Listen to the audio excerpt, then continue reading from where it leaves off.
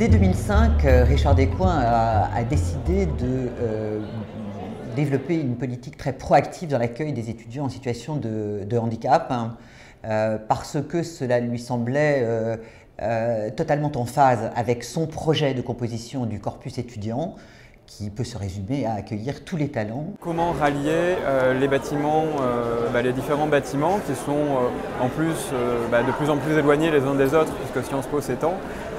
Et donc c'est important qu'il y ait un plan qui permette de visualiser le campus. C'est une ouverture au handicap physique et j'espère que ce signe, mais j'en suis même sûr parce qu'il y a déjà toute une politique en ce domaine, va être suivi d'autres actes dans l'institution dans le même sens. On a construit des portes automatiques et on a mis des bornes aussi qui indiquent les entrées à Sciences Po aux étudiants non-voyants.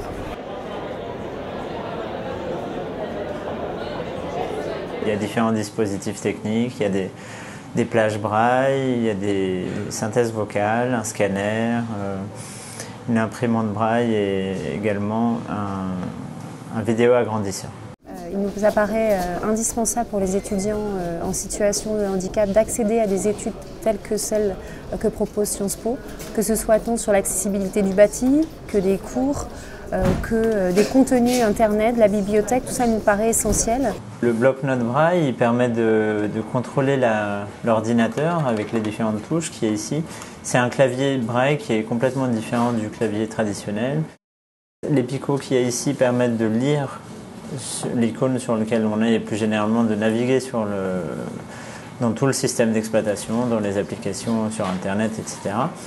Un vidéo agrandisseur, donc c'est équipé d'une caméra. Ça permet de placer un document en fonction de la partie qu'on veut lire du document. Et cette caméra est reliée à l'ordinateur là-bas, à l'écran. De scanner un document, j'ai le texte qui a été reconnu, qui est apparu à l'écran et que je vais pouvoir faire lire par la synthèse vocale, par exemple. L'école est partie. 1871, 1877 Jean Massé. Ah oui, oui. Je l'utilise tout le temps.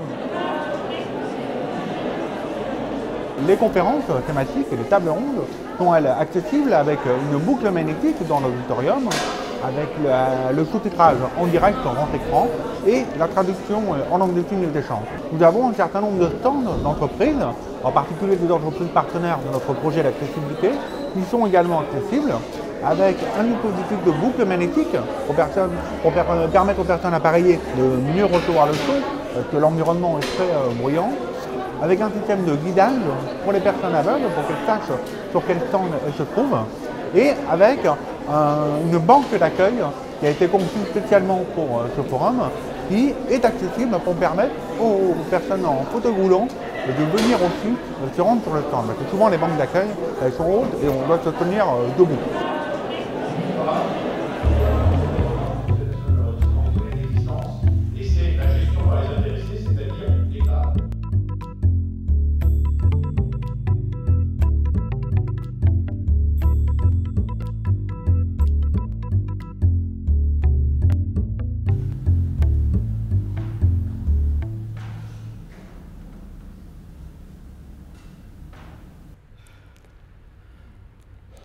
Donc ici, bien sûr, on va faire un enseignement de base.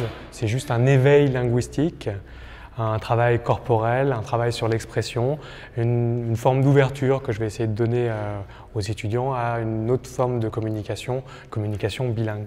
Donc la langue des signes, c'est une vraie langue au même titre que les langues étrangères. C'est reconnu actuellement. Donc les langues étrangères, bien sûr, passent par le canal auditif. La langue des signes, c'est une langue du silence, mais c'est une vraie langue. Voilà, ça permet de donner une forme d'ouverture aux étudiants que vous accueillez ici. Cette formation permet de faire ce pas de côté, de pouvoir, d'une certaine façon, repenser sa pratique, repenser son activité professionnelle et du coup s'orienter, organiser son travail vers un chemin, je dirais aujourd'hui, vers une société décente, dans tous les cas plus décente que celle que nous connaissons aujourd'hui, notamment pour les populations qui sont concernées par les situations de handicap. J'ai cofondé une association avec mon frère, ma compagne, Et pareil, ça a été encore une fois inspiré par tout ce que j'ai pu apprendre ici. Les réseaux aussi qu'on se crée, parce qu'à Sciences Po, il y a évidemment le contenu, l'apprentissage de connaissances, mais aussi un réseau qu'on se crée. Et puis plus récemment, une entreprise qui s'appelle Handiamo, une entreprise de management pour sportifs de haut niveau, handicapés exclusivement.